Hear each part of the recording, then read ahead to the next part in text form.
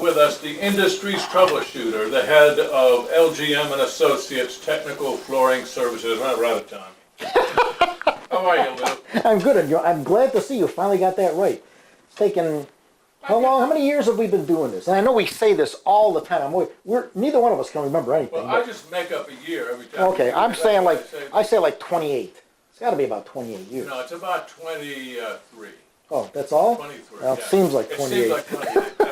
I was going to say that before you did. Lew goes out to the field and solves problems that arise over floor coverings, and he comes back and we talk about some of these. This particular one involves LVT, where it was curling and shrinking. Well, actually, it's not just the problem. We're being inundated with these things. Really? This is an issue that is reaching epidemic proportions with vinyl plank shrinking. And most of it is imported material. Not all of it, but most of it. I would say 99% of it is imported material. So much so that, we've got contacts in China that we can talk to and say, well, there's 400 of us in this area and so many of us are doing it this way and others aren't. And, we can sometimes isolate those that are sending over materials that are unstable.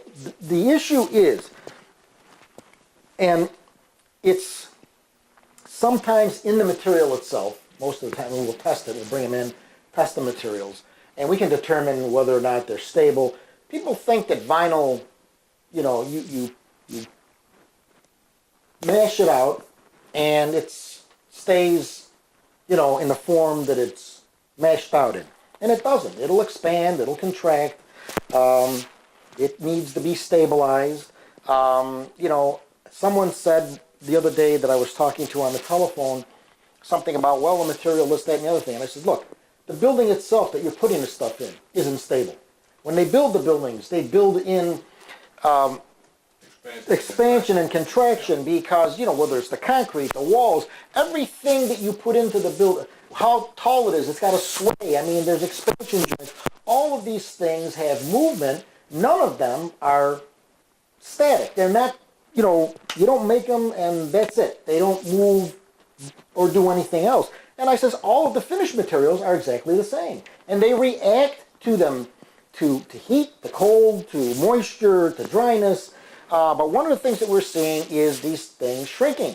And some of it has to do with recycled content being placed in the materials. What happens when they shrink? That's when they curl? Or? Well, they can shrink and curl, or they can shrink and just, a gap will open either at the ends or on the sides. So they'll actually gap on the floor. And we've seen this, most of what we've seen has been with imported material. Now, is it from, are you able to know if this comes from a small number of suppliers or a large number? Is it a wide problem or is it relatively narrow in terms of whose product is having this problem? Well, it's wide in scope relative to the problem itself. Some manufacturers have a handle on it. If you're annealing the product, there's ways to make these products that will make them stable. It's almost like you're annealing steel, because you have to harden the steel in order for it to be hard and stable.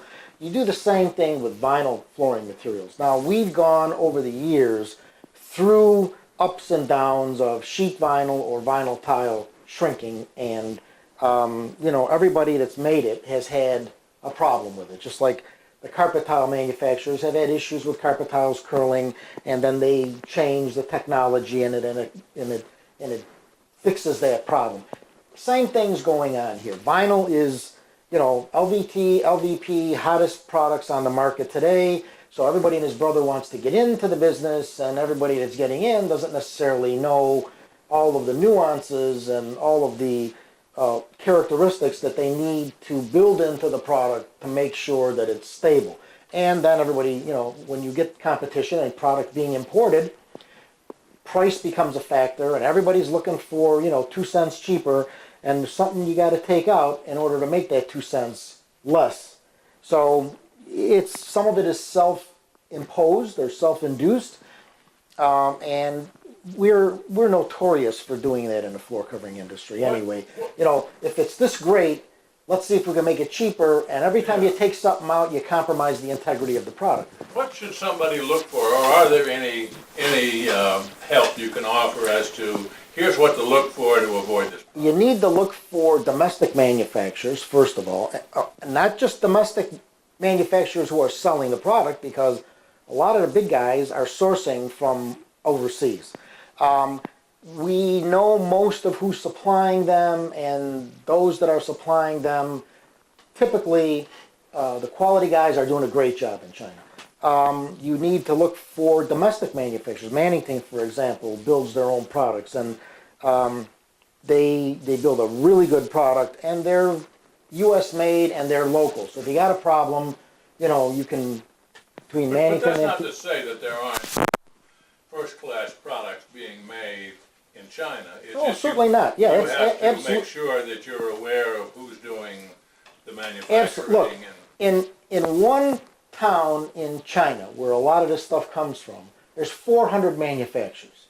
And, you know, we know a contact over there who builds a phenomenal product. And talking to him on the telephone, or I met with him recently, I'm fascinated by the fact that he really is extraordinarily quality conscious. And he'll explain what they're doing first before you even get the chance to ask him the questions. He says, now that doesn't mean that all the guys down the road are doing the same thing.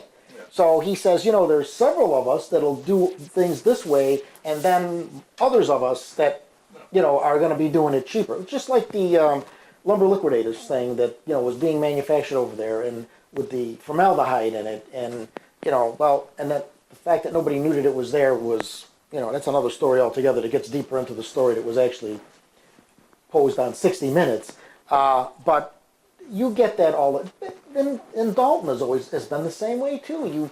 You've had, you know, all of the big manufacturers, Shaw, Mohawk, Boyu, anybody around it, and then you had all of these little, years ago when we both got in the industry, and I got in 44 years ago, you know, you had 400 manufacturers, and it could be in somebody's garage they were making the carpet. Well, you don't see all of that around anymore. There's still some of it, but I had a meeting with somebody this morning, and he says, you know, we don't have the problems that we used to have. We're not seeing them.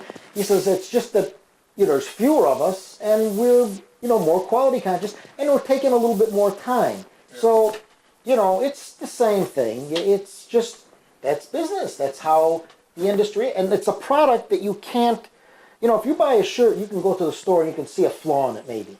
You buy flooring material, and you're buying a vinyl plank, or you're buying, you know, carpet tiles. You look at them, you don't know what you're seeing. You don't know what's in that's different than what somebody else has done. So, and then when something happens to it, everybody says, geez, you know, this stuff's doing weird things on the floor, and we don't know what it is. So it's a fascinating study in economics and in business both. So the advice, to sum this up, you had mentioned domestic producers, but that's not totally, I mean, as you mentioned, there are several. Yeah, well, and domestic producers, buying from people who are reputable, that you've done business with before, because you have the backup if something does go wrong, that you can go to them and say, hey, look, we've got a problem, and they have ways that they can take care of it. I've got you.